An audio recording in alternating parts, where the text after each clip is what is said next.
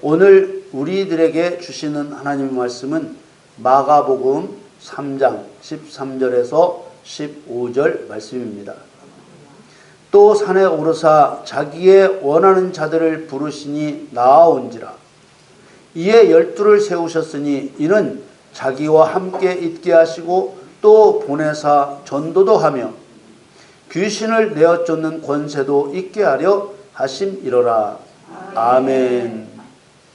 2024년 2월 18일 주일 예배에 저와 여러분에게 주시는 하나님의 말씀은 마가복음 3장 13절에서 15절 말씀으로 예수님께서 원하는 자들을 부르시는 세 가지 이유, 이러한 주제로 말씀을 증거하겠습니다.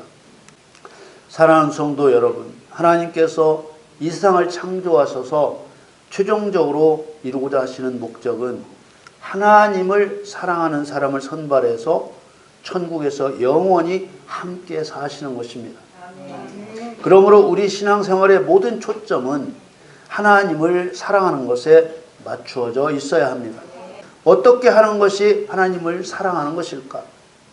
유일한 신이신 하나님을 사람 사랑하듯 할 수는 없습니다.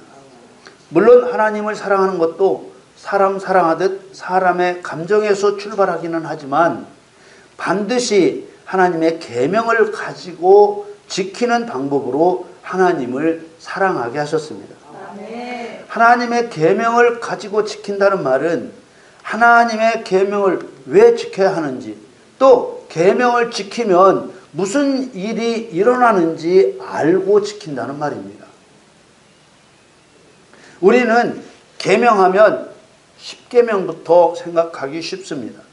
그러나 10계명보다 먼저 하신 명령들이 있습니다. 그 중에서 창조된 인간에게 하신 첫 명령은 모든 계명의 뿌리입니다. 창세기 1장 28절에 하나님이 그들에게 복을 주시며 그들에게 이르시되 생육하고 번성하여 땅에 충만하라, 땅을 정복하라, 바다의 고기와 공중의 새와 땅에 움직이는 모든 생물을 다스리라 하시니라. 이 명령의 의미를 모르면 계명을 가지고 지켜 하나님을 사랑해야 하는 이유를 알 수 없습니다. 바다의 고기와 공중의 새와 땅에 움직이는 모든 생물은 사단과 더러운 영들의 상징입니다. 요한계시록 12장 9절에 큰 용, 옛 뱀을 마귀라고도 하고 사단이라고도 한다고 증거하고 있습니다. 짐승을 짓밟아 다스리라는 이 명령은 사단을 심판하라는 명령입니다.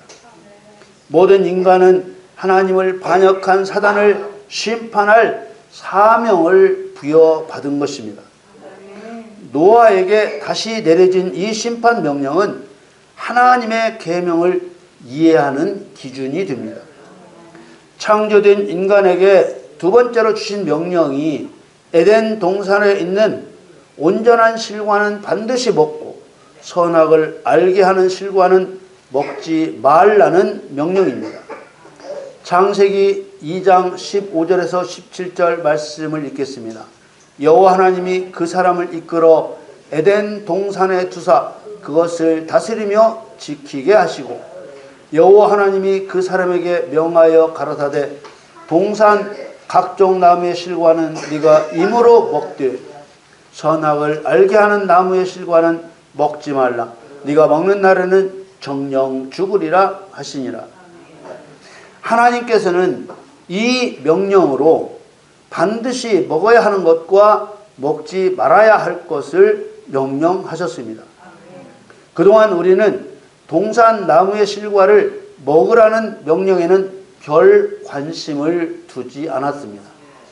동산 각종 나무의 실과는 네가 임으로 먹되라는 말은 동산 나무의 온전한 것들은 내가 반드시 먹으라는 뜻입니다.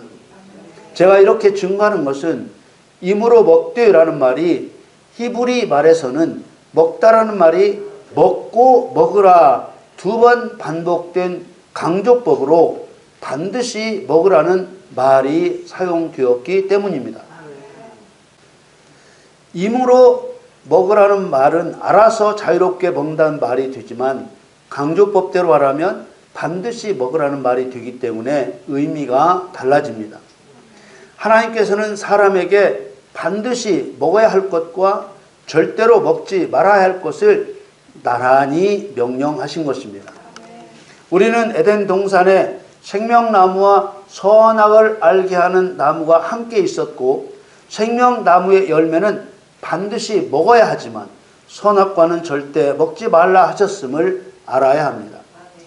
창세기 2장 9절에 여호와 하나님이 그 땅에서 보기에 아름답고 먹기에 좋은 나무가 나게 하시니 동산 가운데에는 생명나무와 선악을 알게 하는 나무도 있더라. 생명나무의 과실은 영생을 얻게 하는 율법이요 선악과는 영벌을 받게 되는 율법입니다. 창세기 1장 28절에 나오는 사단 심판 명령과 창세기 2장 15절에서 17절에 나오는 생명나무 실과는 먹고 선악과는 먹지 말라는 이 두 명령이 성도가 지켜야 할 율법과 계명의 뿌리가 됩니다. 생명나무의 과실이든 선악과든 실제의 과실을 말하는 것이 아니고 상징으로 사용한 것입니다. 죄가 죄인 줄 알게 하는 것은 율법입니다. 율법으로는 죄를 깨달음이니라. 율법으로 죄인임을 알게 하는 것은 죄를 용서해 주시는 예수님께로 나아가게 하시기 위함입니다. 또 율법은 죄를 다스리는 법입니다. 율법은 죄만 알게 하는 것이 아닙니다. 시편 19편 7절 말씀에 여호와의 율법은 완전하여 영혼을 소성케 하고 여호와의 증거는 확실하여 우둔한 자로 지혜롭게 하며. 여호와의 율법이 어떻게 영혼을 소성케 할까? 율법을 지켜 행하여 의롭게 되므로 영혼이 소성되는 것입니다. 성도가 율법을 지켜 행하면 죽었던 영혼을 회복시켜 주신다는 뜻입니다. 율법을 지켜 행하는 자라야 비로소 의롭다고 인정을 받습니다.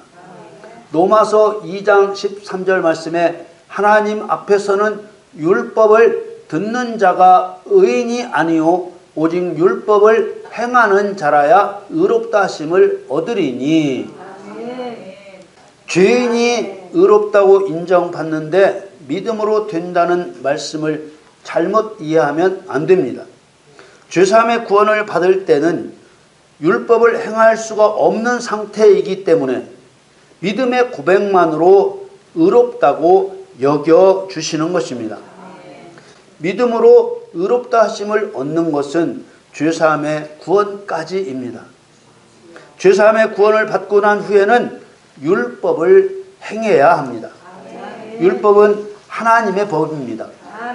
성도가 율법을 집행하면 무슨 일인가 일어나게 됩니다. 율법을 자기에게 들이대면 자신의 죄가 드러납니다. 율법을 사단에게 들이대면 사단의 죄가 드러납니다. 그런데 성도들이 예수님께서 오신 후로 율법이 폐하해졌다는 거짓말에 속아 율법을 행하는 일을 잘 모르거나 지키는데 실패하고 있습니다. 그러나 율법을 완전케 하려 오셨다는 예수님의 말씀으로 보면 율법의 목적을 완성하려 하신다는 것을 알게 합니다. 죄사함을 받기 전까지는 모든 사람이 율법 아래에 있는 죄인입니다. 그러나 예수님께서 사람의 죄값을 대신하여 십자가에 죽으신 후로 죄인들이 죄를 용서받는 길이 열렸습니다. 이렇게 죄를 용서받은 사람들에게는 율법의 용도가 달라지는 것입니다. 예수님을 믿어 죄를 용서받은 사람은 이제 율법으로 사단을 심판하는 일을 하게 되는 것입니다. 그래서 오직 율법을 행하는 자라야 의롭다 하심을 얻을 것이라고 한 것입니다. 성도가 율법을 가지고 지켜 행하면 구원받은 사람에게 숨어있는 죄를 드러내 줍니다. 예를 들어 믿는 사람이 탐욕의 마음이 있다면 우상 숭배의 죄를 범하고 있는 것입니다. 구원을 받은 성도가 죄를 범한다는 것은 비록 죄사함의 구원을 받았지만 죄를 범하는 그 부분에 있어서는 여전히 사단의 지배를 받고 있다는 증거가 됩니다. 구원받은 사람은 사단의 종이 아니라고 주장하지만 죄를 범하면 하나님이 정하신 원리를 따라 죄의 종으로 사는 것입니다. 요한복음 8장 34절 말씀에 예수께서 대답하시되 진실로 진실로 너희에게 이르노니 죄를 범하는 자마다 죄의 종이라. 성도가 죄를 짓는 것은 사단에게 속임을 당하여 죄를 짓는 것이요, 성도가 속임을 당하는 것은 자기 안에 자신을 꾀는 사단이 있다는 사실을 깨닫지 못하기 때문입니다. 로마서 7장 17절 말씀에는 이제는 이것을 행하는 자가 내가 아니요 내 속에 거하는 죄니라. 성도가 율법을 어기는 것은 모두 죄가 되고 죄의 배후에는 죄를 짓게 하는 사단이 있습니다. 성도가 율법으로 자신의 죄를 깨닫게 되면 먼저 죄를 회개하고 그 다음에 자신의 죄를 사단에게 넘겨 씌워야 합니다. 그 다음 성령의 능력을 힘입어 자기 안에서 사단을 쫓아내야 합니다. 이런 방법으로 성도가 율법을 지켜 행하면 성도는 의롭다 인정을 받게 되고 사단은 죄가 드러나 심판을 받고 하나님은 유일한 신이심이 증거되어 영광을 받으시게 됩니다. 이것이 성도가 계명을 지키면 나타나는 결과입니다. 요한복음 14장 21절 말씀에 나의 계명을 가지고 지키는 자라야 나를 사랑하는 자니 나를 사랑하는 자는 내 아버지께 사랑을 받을 것이요 나도 그를 사랑하여 그에게 나를 나타내리라. 그래서 하나님 사랑 이웃 사랑을 영생을 얻을 계명이라 하셨고 이 두 계명이 온 율법과 선자의 강령이라 하셨습니다. 이처럼 성경의 초점이 사랑에 맞춰져 있는 것은 하나님의 목적이 사랑을 이루시는 것이기 때문입니다.